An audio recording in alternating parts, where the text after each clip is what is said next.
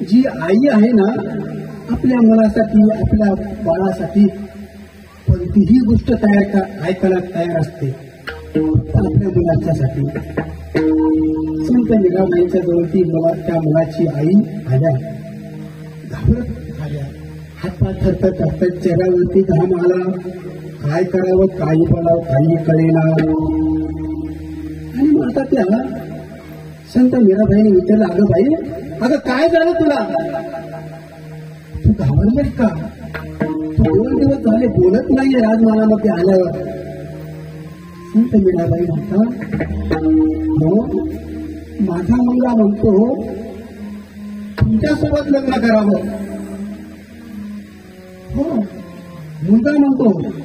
संत मीराबाई म्हणतात, काही अडचण नाही, मी त्याच्यासोबत लग्न करायला तयार आहे. अरे पण त्याला सांगावं, जे श्रीकृष्ण प्रभूंचं जे मंदिर आहे ना, त्या मंदिरामध्ये जाऊन फक्त 1 महिना जप कर, नामस्मरण कर, भक्ती कर. आणि बस मी त्या मुलाला जर 1 महिना जर नामस्मरण केलं, भक्ती जर कधी केले, तर मी त्याच्यासोबत लग्न करायला तयार आहे. काही दिवस गेले, आईने त्या मुलाला सांगितलं घरी. काय म्हणाली संत मीराबाई? मीराबाई म्हणता, हो, लग्न करायला त्या तयार आहेत, पण त्या श्रीकृष्ण प्रभूंच्या मंदिरामध्ये जाऊन फक्त नामस्मरण कर, एवढंच सांग. हो, एवढंच करायचं, हो, एवढंच करायचं. मुलगा उठला, सकाळी गेला मंदिरामध्ये जायला आणि तो स्मरण करायला लागला. श्रीकृष्णाय नमः, श्रीकृष्णाय नमः, श्रीकृष्णाय नमः. 2 दिवस झाले, 3 दिवस झाले. त्यावेळेला आई म्हणते, अरे बाळा, अरे पाणी तरी घे. श्रीकृष्णाय नमः, श्रीकृष्णाय नमः. आई म्हणते, अरे बाळा, जेवण तरी कर. श्रीकृष्णाय नमः. त्या नामस्मरणामध्ये तल्लीन झाला आणि 1 महिना झाला. संत मीराबाई गेला, त्या मुलाच्या समोर उभ्या राहिल्या, हातामध्ये हार घेतला आणि त्या गळ्यामध्ये हार टाकणार. तेवढाच तो मुलगा म्हणाला, अगं आई, काय करतेस? अरे, तू तर म्हणाला का मला संत मीराबाईच्या सोबत लग्न करायचं? हो. कोणती संत मीराबाई, कोणाचं लग्न, आणि मी कधी म्हणलो? हा, त्या भक्तीमध्ये, नामस्मरणामध्ये तल्लीन झाला, देहभान विसरून गेला. कृष्ण भजनी मनरंगले. कशी आपली भक्ती पाहिजे? आपलं संत काय सांगतात, कशी भक्ती करा, आपल्याला कोणती होत नाही. आपण खूप कुठं दुरावला, त्या देवापासून दुरावला गेलो. हिची थोर भक्ती आवडते देवा.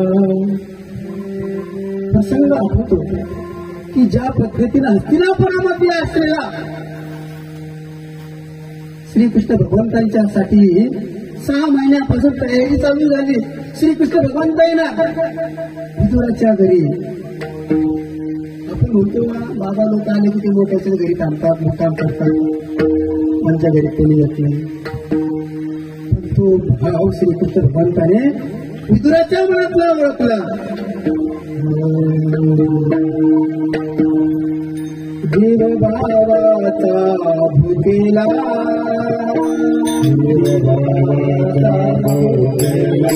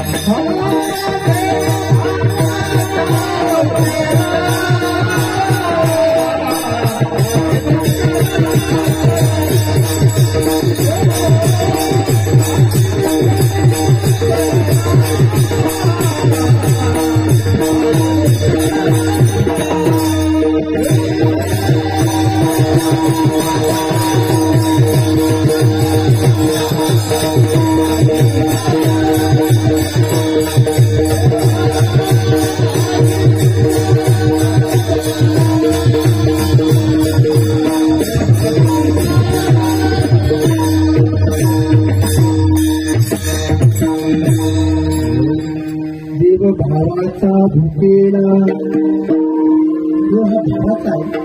पत्रं पुष्पं फलं तोयं यो निवत्या प्रयच्छति तदन्नतु प्रवृत वश्नामी प्रयतात्मनः. आपला भाव महत्वाचा आहे, पण आपण त्या दूर झालो. नको वाटतं ते संसार, पण त्या कीर्तनामध्ये आल्यानंतर काहीतरी लाभ होईल ना. कीर्तन सांग होय अंगारी या कीर्तनामध्ये आल्यानंतर या ठिकाणी आल्यानंतर काहीतरी लाभ होईल. या ना बाबांचा या ठिकाणी पोथी चालू, भागवत कथा चालू, तुमचं आल्यानंतर काय लाभ होईल सांगता येत नाही. सहज बोलणे हितोपदेश करुणी सायास शिवते. सहज बोलल्याने लाभ होतो. कसा? एक महाराजांचं कीर्तन चालू होतं, असंच कीर्तन महाराज हे चांगल्या प्रकारचा दृष्टांत सांगत होते आणि मग कीर्तन चांगल्या प्रकारचं रंगात आलं आणि कीर्तनकार सांगायचे. आता त्या घरामध्ये काय झालं, पती पत्नीचं नेहमी भांडण असायचं. मग पत्नी म्हणाली, अहो कीर्तनाला जा. आपल्या गावामध्ये 7 दिवस झाले, आजचा 6वा दिवस बाबांची चांगल्या प्रकारची भागवत कथा चालू आहे. तिथं जाऊन काहीतरी श्रवण करा, काहीतरी लाभ होईल. आपण पण नास्तिकच होता. त्याला वाटलं चांगलं ऐकायचं.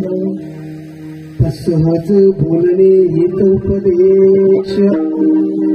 आणि मग याच्या मनात आलं, जाऊ द्या, हिची बडबड ऐकल्यापेक्षा, हिचे भांडण ऐकल्यापेक्षा आपण कीर्तनाला जाऊन बसावं. कीर्तनकार महाराजांचा दृष्टांत चालू होता. ते म्हणायचे, अनेका रानबा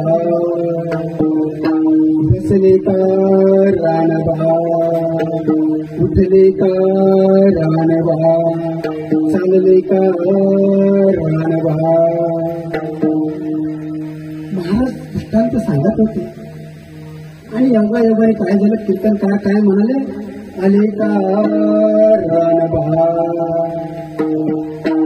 योगायोगाने त्या माणसाचं नाव काय होतं, रानबाच होतं. महाराज सांगत होते, बसले का रानबा. खाली बसला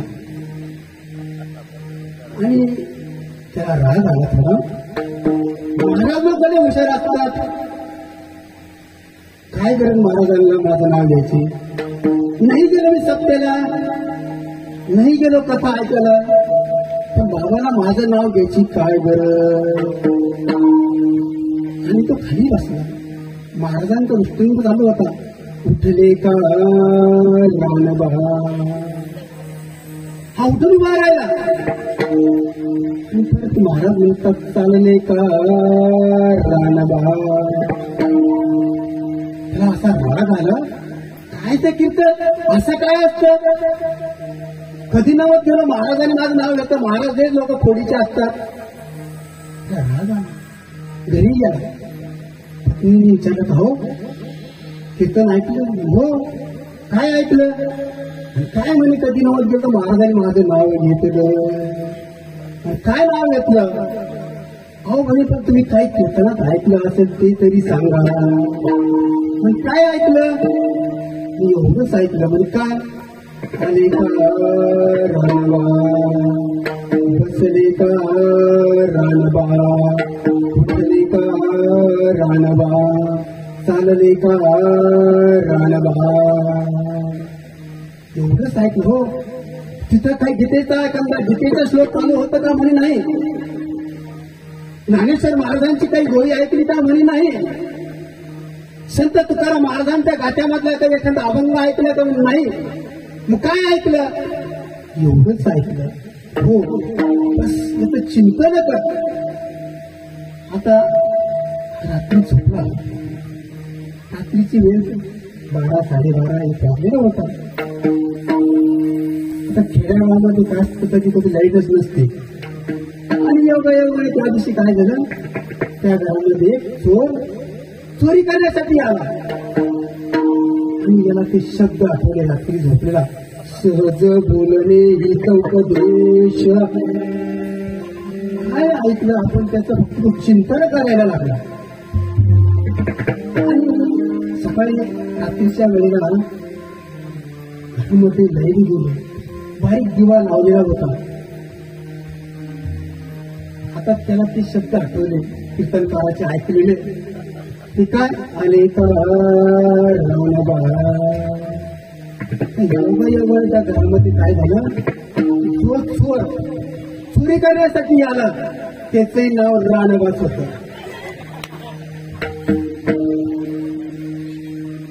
आणि त्याला ते शब्द आठवले, बसले का रानबा.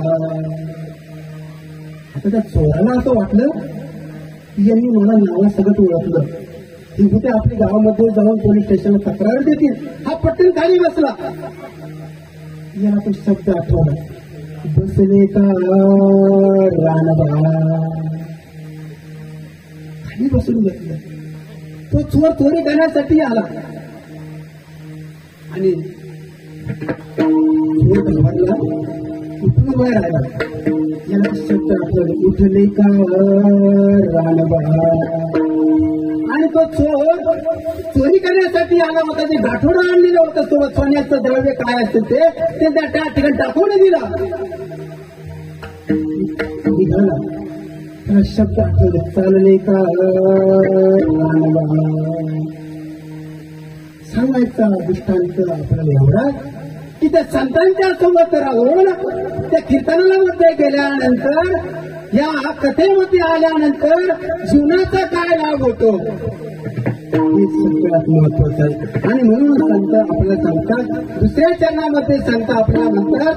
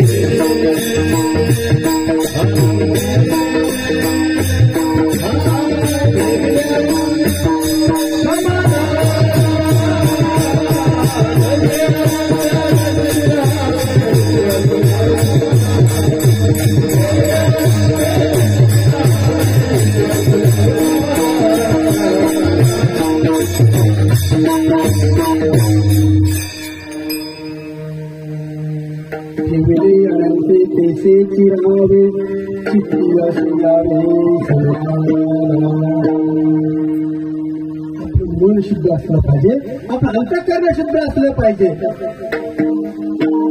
खरंच देव आपल्यासारखं होतं, पण आपलं मन दूर गेलं, आपण देवापासून दूर गेलं.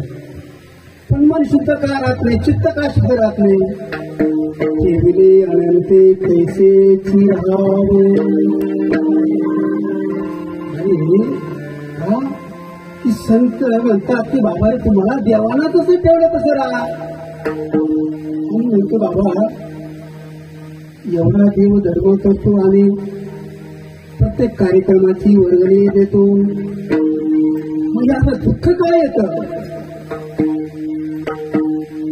आपलं मन शुद्ध राहत नाही, आपलं चित्त शुद्ध राहत नाही. ज्या पद्धतीनं धृतराष्ट्रांच्या सारख्यांना भोग बघावा लागला,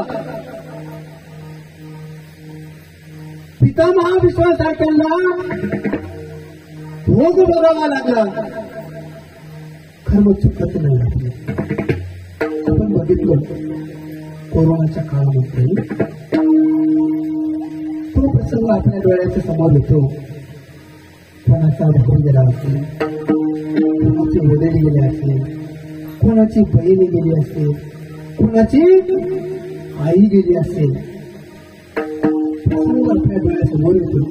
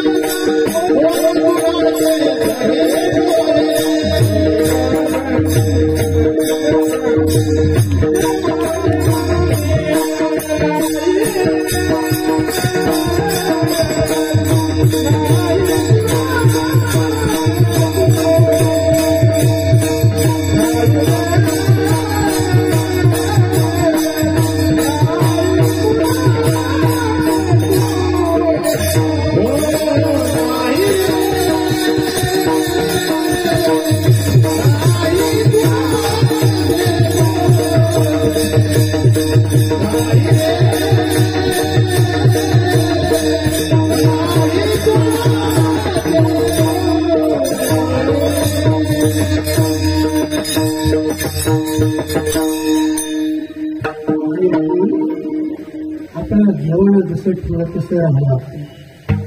पण याच्यासाठी काय झालं, मुलावरती संस्कार कमी झाले.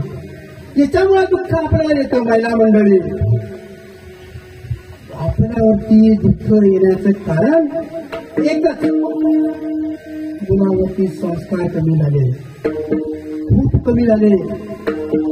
मुलं असतील, मुले असतील, मुलं इतके हुशार झाले, इतके हुशार झाले, आपल्या आईपेक्षा हुशार झाले. एका मुलाला विचारलं, सरांनी एका मुलाला विचारलं, सांग बरं बाळा तुझा जन्म कधी झाला? मुलाने सरांनी त्या मुलांना विचारलं, तुझा जन्म कधी झाला? मुलगा म्हणला, सर माझा जन्म शुक्रवारी झाला. मुलगा म्हणला, सर माझा जन्म शुक्रवारी झाला. पण मुलं इतके हुशार असतात हो. मग त्या मुलाने सरांना विचारलं, सर तुमचा जन्म कधी झाला? सर म्हणाले, माझा जन्म रविवारी झाला. मुलगा म्हणाला, सर नाही सर खोटा बोलता तुम्ही. नाही सर रविवारी त्या दिवशी रविवार असतो, सुट्टी असते. गोपाला गोपाला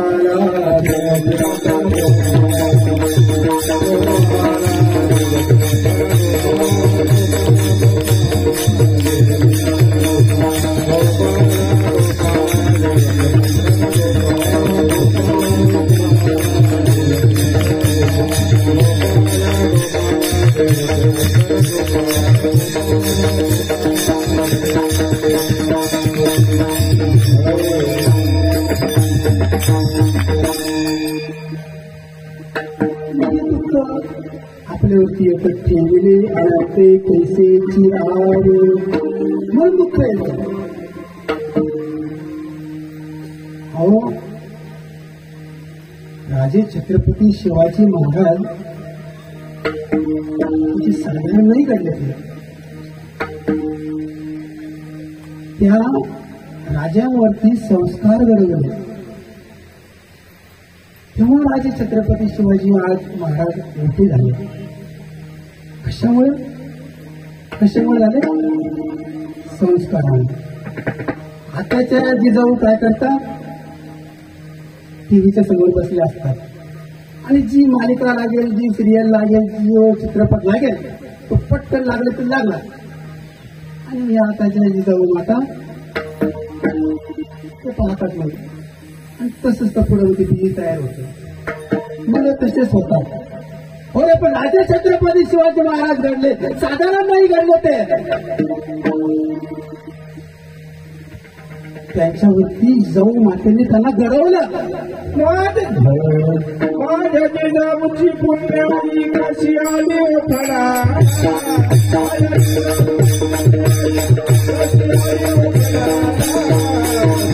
माझा बाप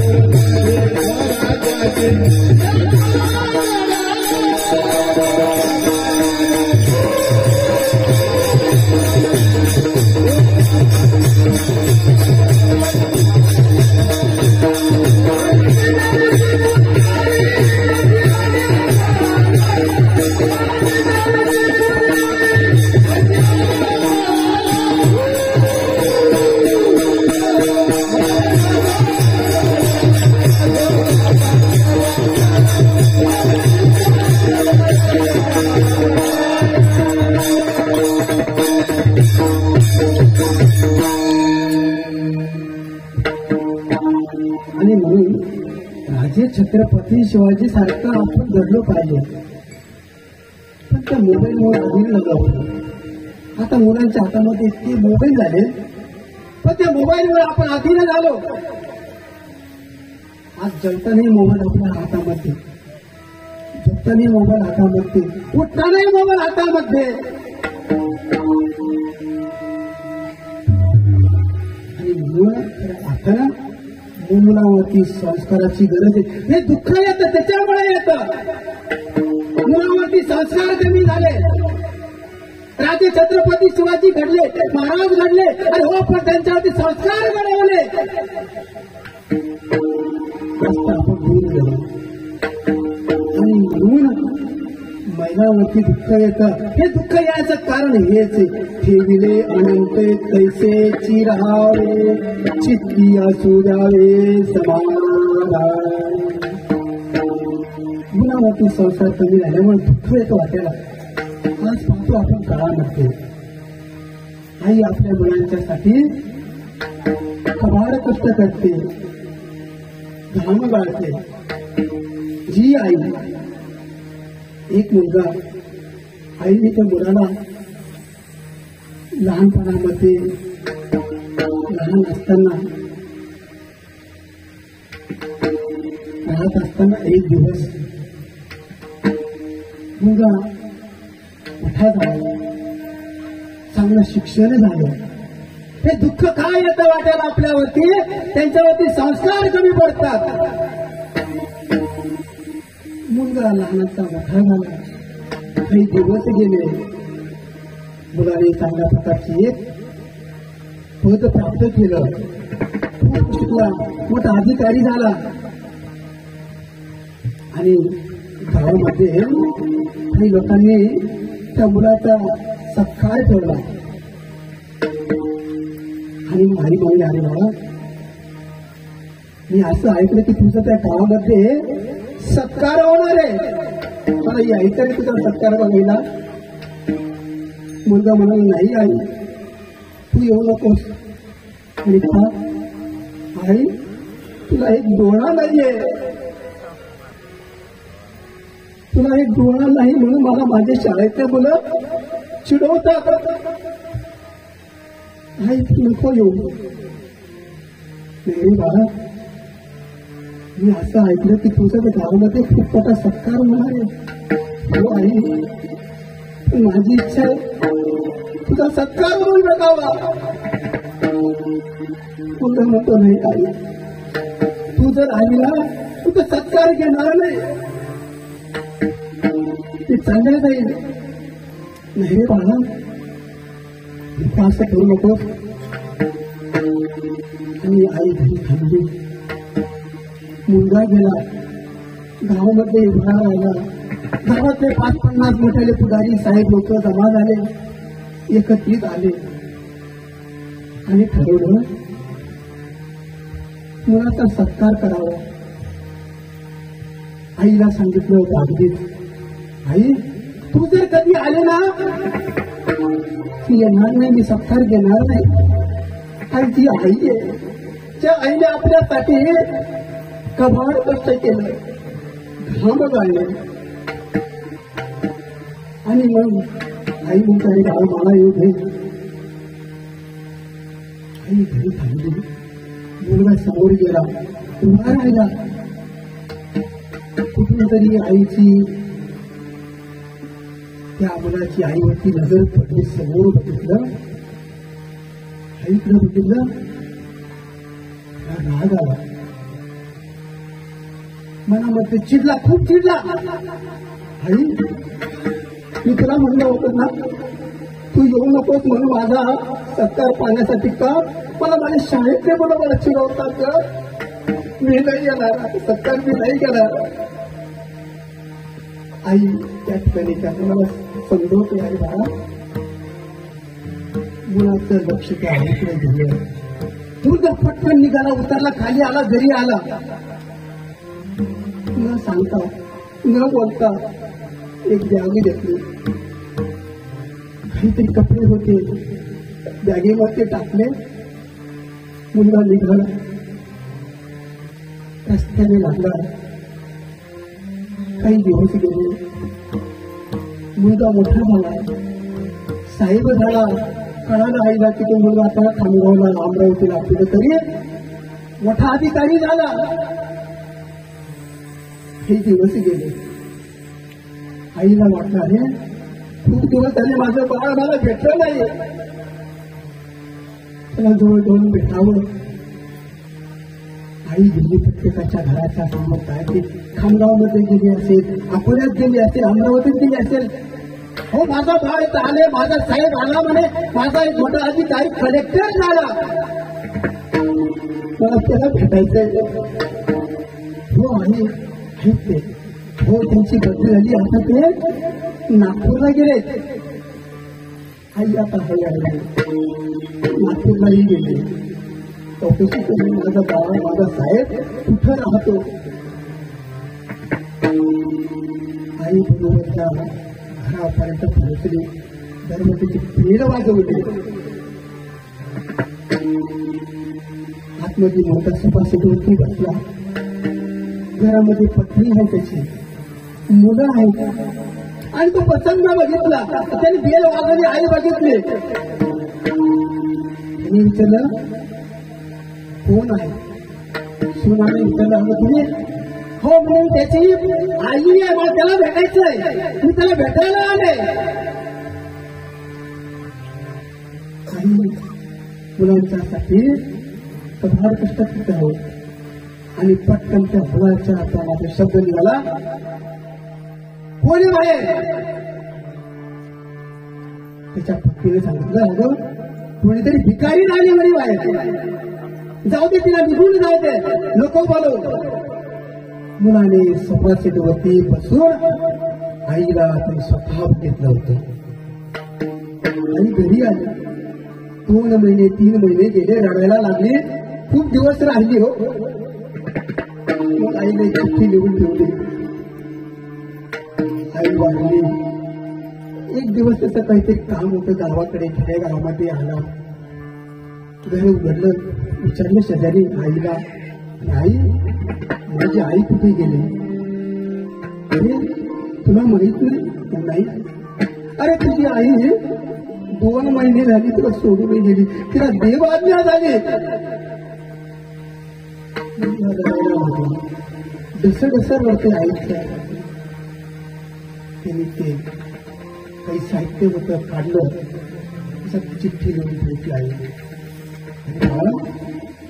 तू म्हणतो ना मला तुझा एक डोळा नाही, तर हो खरं आहे ते, मला डोळा नाहीये. ते विचारलं मला आतापर्यंत, आई तुला डोळा नाही तर कारण काय? तू मला विचारलं नाही. अरे जेव्हा तू लहान होता, महिन्याचा 2 महिन्याचा असताना तू शेतामध्ये काम करायची. शेताना जात असताना एका झाडाला कुठेतरी झोका बांधलेला होता. त्या झोक्यामध्ये मी तुला टाकलं आणि जवळ पुढे असला जो चारा आहे ना, तो कडवा आहे ना, तो शेतातला त्या पेंड्या आहे ना,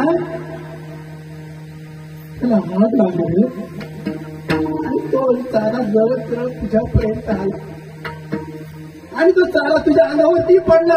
तिथं माझ्या अंगावरती तो चारा माझ्या अंगावरती पडला. माझं सगळं शरीर जाळलं, तुझाही डोळा खराब झाला होता. तू माझा स्वतःचा डोळा काढून पुन्हा दिला रे बाळा. महिला मंडळी फक्त एवढाच दृष्टांत सांगायचा, फक्त आणि फक्त आपल्या मुलावरती संस्कार घडवा, काही नका करू, नाहीतर तुम्हाला वृद्धाश्रमाशिवाय पर्याय नाही. फक्त कशासाठी? मुलावरती हा संस्काराची गरज आहे. राजे छत्रपती शिवाजी महाराजांचा प्रसंग मगाशी त्यांनी गायन केलं. जी रायगडावरती असताना, राहत असताना एक गवळण दूध जायची, गडावरती जायची आणि काय करायची ती? दही विकायची, दूध विकायची, भाजीपाला विकायची. गवळण दररोज त्या गडावरती जायची. पण त्या गडाचा एक नियम होता, सूर्योदय मावळला म्हणजे त्या गडाचा जो दरवाजा आहे मुख्य प्रवेशद्वार दिग्बंद व्हायचे. तिथे सेनापती आले असेल, कोणी आला असेल तर प्रवेशद्वार उघडत नव्हतं. सकाळी 5 वाजता आणि रात्री संध्याकाळच्या 5 वाजेला बंद व्हायचं. ही गवळण रोज दूध विकायला गेली आणि वेळ झाला. त्या पारेकऱ्यांच्या जवळ आली गवळण आणि म्हणते, अरे बाळा, अरे मला जाऊ दे, माझं बाळ खाली आहे, त्याला दूध पाजायचं, सकाळपासून मी त्याला झोळीमध्ये ठेवलेलं आहे, मला जाऊ दे भेटायला. पारेकऱ्यांच्या जवळ ती गवळण तिथं उभी आहे.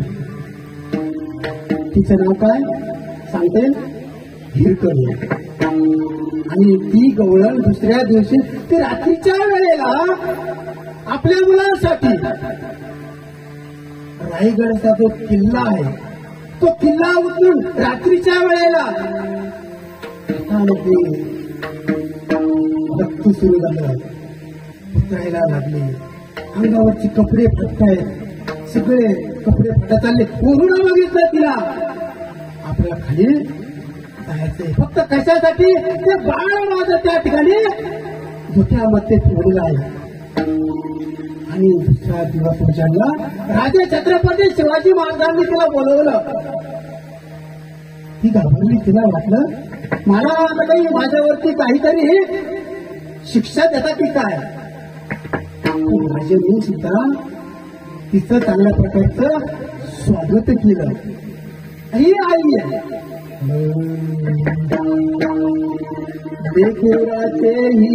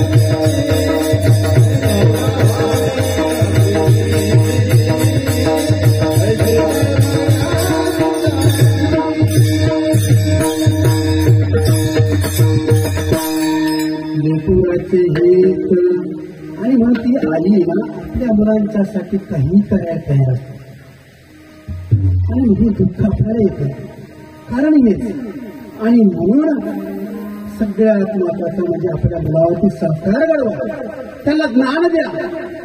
ज्ञान नसल्यामुळे कशी फसवणूक होते. ज्ञान असावं लागतं. एक माणूस एक पाटील चांगल्या प्रकारचे त्यांच्या मनामध्ये विचार आले की आपल्याला इंग्रजी शिकायची. इंग्लिश आज प्रत्येकाला वाटते इंग्रजी शब्द आपल्याला आले पाहिजे आणि मग तिथे गेला विचारपूस केली म्हणजे आपल्याला विचारलं हो मला इंग्रजी शिकायची म्हणजे सांगा ना. इंग्रजी शिकवायला सुरुवात केली ते त्याला शब्द शिकवले ABCD ABCD बस इतकंच पाठांतर कर. दररोज जायला लागला घरी पाठांतर करायला लागला गावामध्ये यायला लागलं त्याचा विचार लागला अहो खामगावाला चालले का विचारपूस करायचे त्याच्यामध्ये पाठांतर झालं नाही 2-3 दिवस. घरी आला साहेबांनी सांगितलं शिक्षकांनी सांगितलं तुम्हाला आता जगाच्या पाठीवर तो कुठेही गेला दोनच शब्द शिकवतो ते चांगले कोणते यस आणि नो एवढेच पाठांतर कर. ते शब्द पाठांतर करायला दिले. तो आता विचारायला लागले कार्यक्रमाला चालले का म्हणे यस. कार्यक्रम झाला आता घरी जाणार का म्हणे नो. यस नो तो फक्त पाठांतर करायचा. पाठांतर सुरू झालं. रात्रीच्या वेळेला जेवायला बसला. आता घरामध्ये असताच ना मुलं वगैरे. आता विचारलं तुम्हाला चपाती वाढू का म्हणे यस. भाजी वाढू का येस नो फक्त चालू. दुसरा दिवस सकाळची वेळ झाली आणि आता सकाळच्या वेळेला झाल्यानंतर सून पहिले त्यांना विचारलं आबाजी बाहेर जायचं का म्हणे यस. डबा भरून देऊ का म्हणे नो. आता आले ते बाहेर तिकडून हे आले. आता तर सोनाने विचारलं आंघोळीला पाणी टाकू का गरम पाणी आता आंघोळ करायची तुम्हाला आंघोळीला पाणी टाकू का. हे म्हणाल यस. सुनबाईने परत विचारलं धोतर आणू का गोपाला गोपाला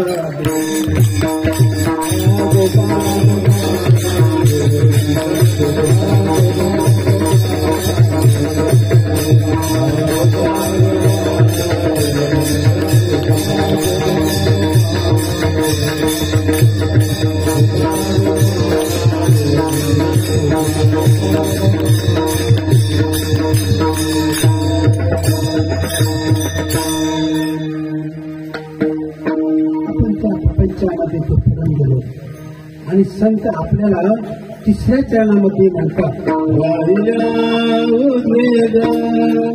दुःखाची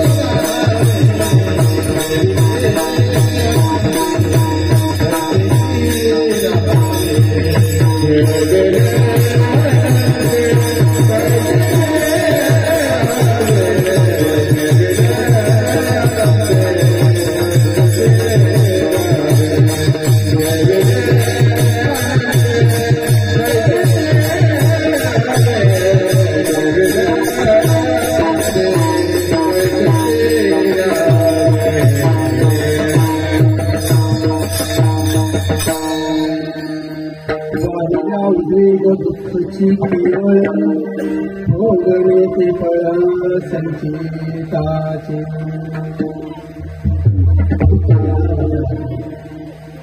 दुःख येतं प्रत्येकाला येतं.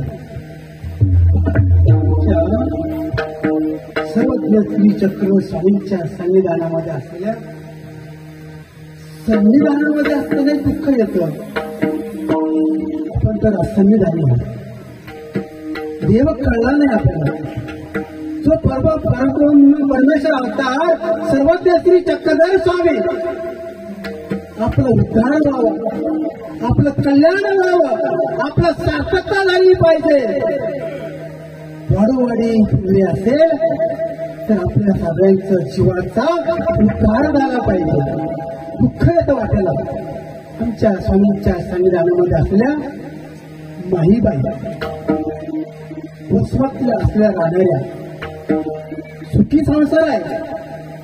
जगी सुखी असा कोण आहे, विचारी मना तुझी सर्व शोधून पाहून. संसार दुःख मूळ चौकडे इंगळा, विश्रांती माई कोठे. ते दुःख येतं वाटेला. आमच्या स्वामींच्या संविधानामध्ये असलेली माईबाई अफाट श्रीमंती, गर्भ श्रीमंती, नौकर चाकर आहे ना. दुःख येतं वाटेला. एकोणता एक मुलगा, पती सरले, 2 मुली आहेत. एकीच नाव सांगता येईल का कोणाला? 2 मुली, एकीच नाव 21 आणि दुसरी 10 वा वा. त्या टाळ्यावाली हेच तर संस्काराची गरज हो. हे बघा ना छोटी छोटी भजनी मंडळ पाठी मागवा, त्यांच्यासाठी टाळ्या वाजवा. आदर्श मिळाले नाही तर मग आता भजनी मंडळ काय करता, ठेका चुकला का मुलं काय करता, हे घ्या का चालतो मी घरी. आता हीच परिस्थिती. आणि आमच्या स्वामींच्या संविधानात असलेल्या 2 मुली, एक 21 एक आणि 10. दुःख येतं वाटेला. वाहिल्या उद्रेक दुःखची केवळ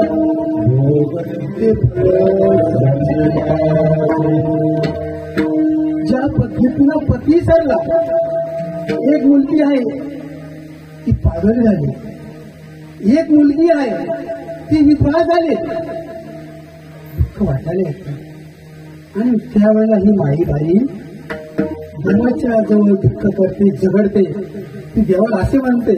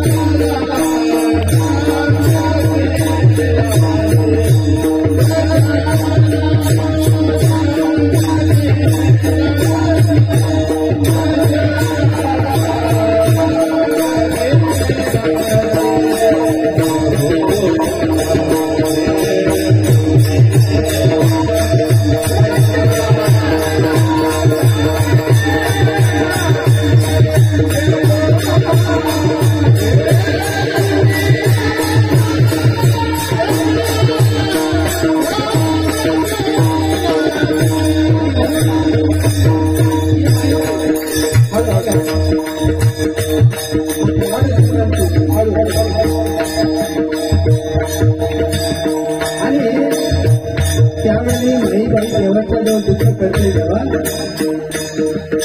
दुनियेचा खेळ केला कशाला.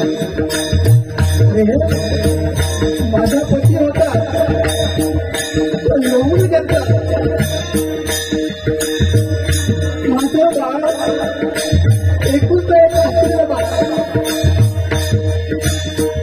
12-13 वर्षाचा असलेला माझा मुलगा तो येऊन घेतला. माईबाई देवाच्या जवळ दुःख करते तेव्हा हे दुःख केलं कशाला. एक मुलगी आहे एका हिस्सा दुसरी दसमा हिस्सा मुलीला कळवलं लागलं. एक विधवा झाली. जेव्हा दुःख वाटायला येतं ना त्यावेळेस माणसं आपल्यासमोर एकच पर्याय समोर ठेवतात.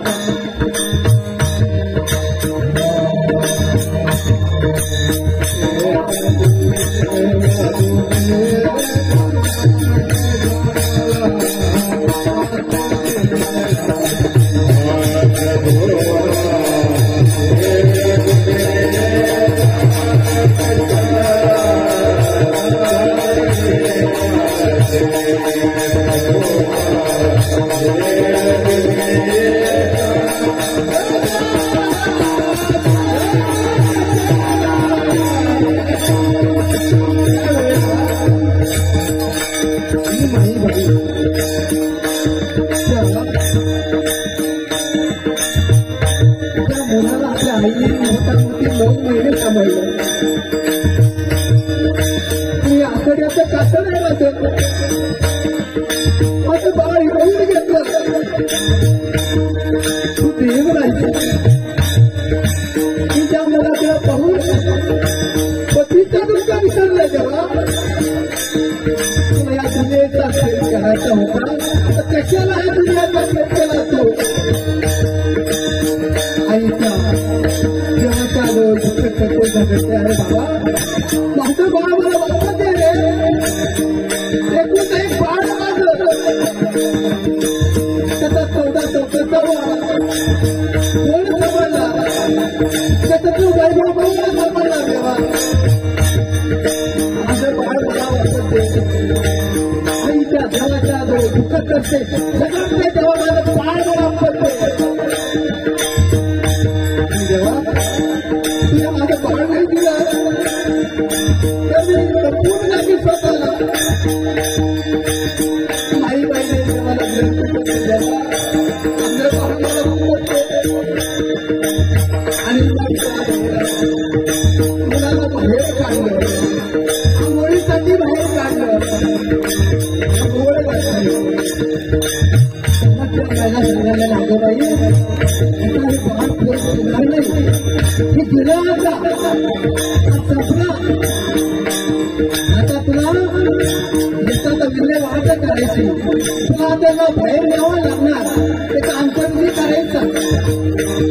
आणि माईबाईचा देवाच्या जवळ करते माझं बाळ मला वाटतं अरे आठवड्याचं काकड आहे माझं. 9 महिने पोटात सांभाळला गेला. आणि मग मुलाची आपली अकरा गावाच्या बाहेर गेलो. आज शेतकरी आत्महत्या करतात. कर्जबाजारी होतात. त्यांनी ते सर्व लोकांमध्ये मुलीला पोटाला बांधून तिला पाठीची बांधतात. वेगवेगळ्या गोष्टीच्या त्यामध्ये 25 मला दुःख राहणार नाही. आत्महत्या करू नका. सर्वात तुमच्याकडे स्वामींचा संदेश आहे.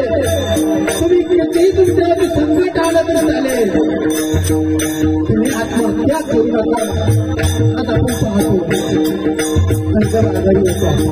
स्वतःला समजून टाकतो. आणि माईबाई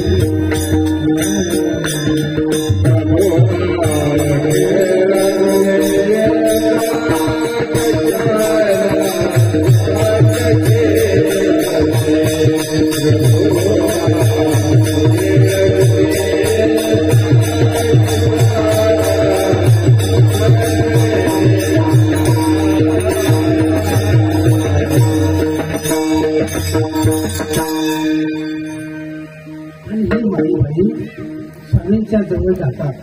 स्वामींच्या स्वामींच्या जवळ राहतात आणि स्वामींकडे बघून त्या स्वामींचं रूप हलतात आणि मनामध्ये विचार होतो, असाच माझा मुलगा होता, माझ्या मुलाचे डोळे असेच होते, माझ्या मुलाचे बोट असेच होते.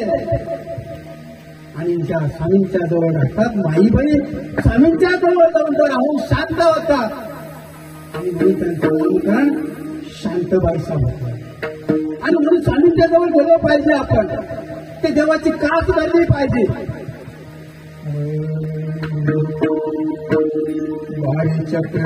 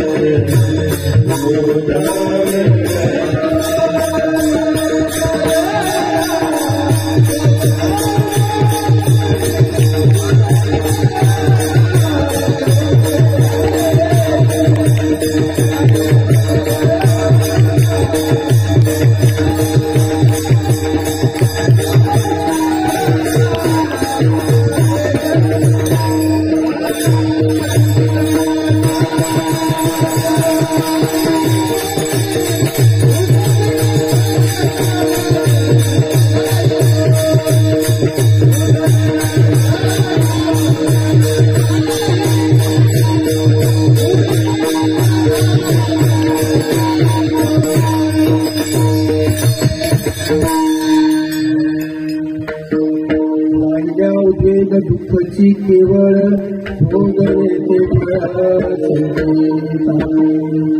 ही अशी भक्ती आपल्याकडून झाली पाहिजे. आपण त्या प्रपंचामध्ये गुरफटत राहतो.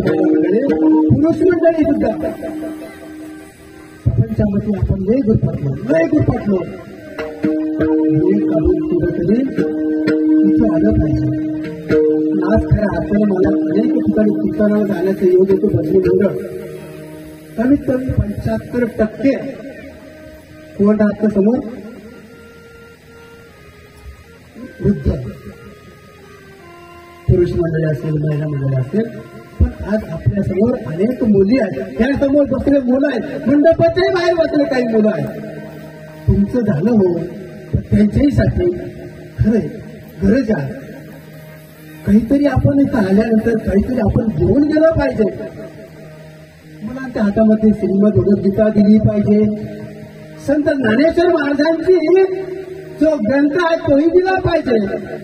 संत तुकाराम महाराजांचा जो गाथा आहे तोही दिला पाहिजे. आपलं लीळाचरित्र आहे सर्वज्ञ श्रीचक्र स्वामीचं, तेही दिला पाहिजे वाचायला. पण आपण खूप एक ठिकाणी रस्त्याने निघाले आणि मग ती चालली काय म्हणायची, सुया घे पोत घे मणी घे. रस्त्याने निघाली ठिकाणी आणि मग पुढे गेले.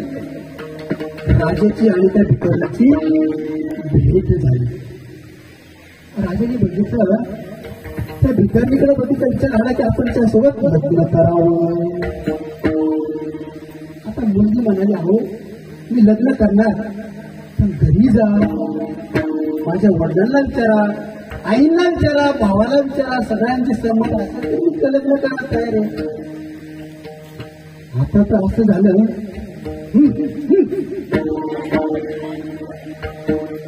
इकडे आईलाही तपास लागत नाही, वडिलांनाही तपास लागत नाही.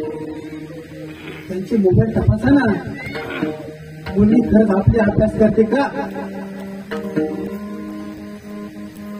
आता ही चालू आहे काय म्हणतात शाळेच्या परीक्षा. खरंच आपल्या मुलगा तो रात्री अभ्यास करतो का? हो, आपलं काम आहे. ती महिला मंडळी पुरुष मंडळी येतात ना.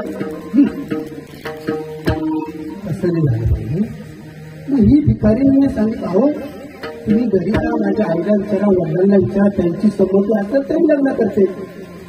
झालं, लग्नाची तयारी झाली. आणि मग नाव देण्याची पद्धत असते आपल्याकडे. कसं काही माहिती मला सांगताना, लग्न झालं राजाचं आणि का भिकारणीचं चांगल्या प्रकारे मोठ्या प्रमाणामध्ये उत्साहामध्ये लग्न झालं. त्या प्रवेशद्वाराच्या समोर आले ते. आणि मग आता काही असतात पलवऱ्या, त्या म्हणायच्या, हो नाव घ्या.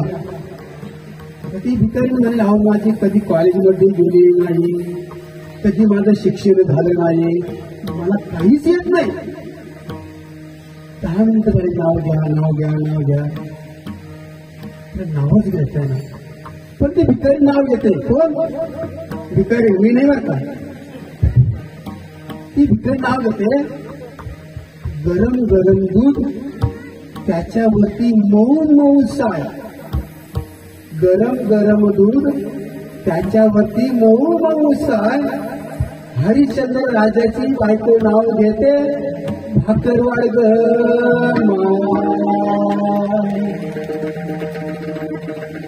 आणि म्हणून खऱ्या अर्थानं आपल्याला समाजामध्ये जीवन राखत असताना ज्ञान असावं लागतं. ते भजी मंडळ, अहो बाबा इतकं सुंदर प्रकारचं भजी मंडळ आहे. साळुंती मंजुळ बोलत देवा,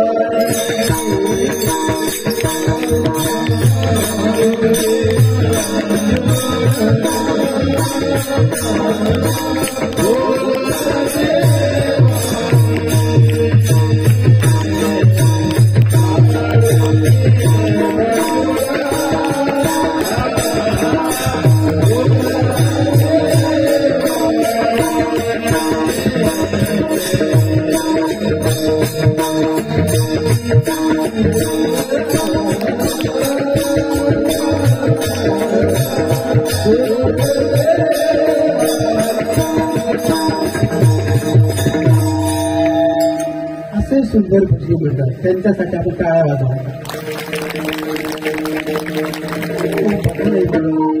छोटी छोटी मुलं झोपायचे आणि मी तर कीर्तन करायला भजी मंडळ भेटतो ना. आपण म्हणतो मोगरा फुलला, मोगरा फुलला. माणसं भजी मंडळ म्हणतं मोपार फुलला, मोपार फुलला. आणि म्हणून खऱ्या अर्थानं या ठिकाणी गेल्या 7 दिवसापासून आजचा 6वा दिवस सुंदर प्रकारचं बाबांचं या ठिकाणी भागवत कथा आपण श्रवण करतात. इथं असं वाटायला लागलं की काय दिवाळी दसरा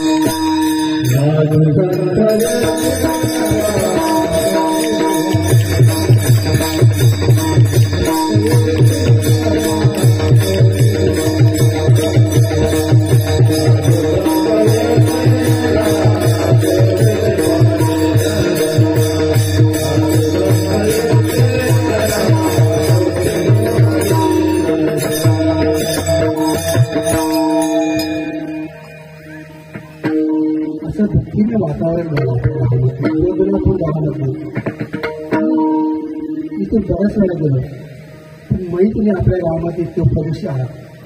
खूप वेळा रस्त्याला येऊन येतो. भाग्यवान आहात आपण. बाबांच्यासाठी आपल्याला कुठली आपलं श्रवण करायला मिळतो म्हणजे कथा भाग्यवान आहात. आणि म्हणून असं हे दिवाळीसारखा सण, गुढीपाडवा 2 दिवसापूर्वी गुढीपाडव्याचा सण आला माझे. आणि म्हणून खऱ्या अर्थाने संत आपल्याला 4थ्या चरणामध्ये म्हणतात,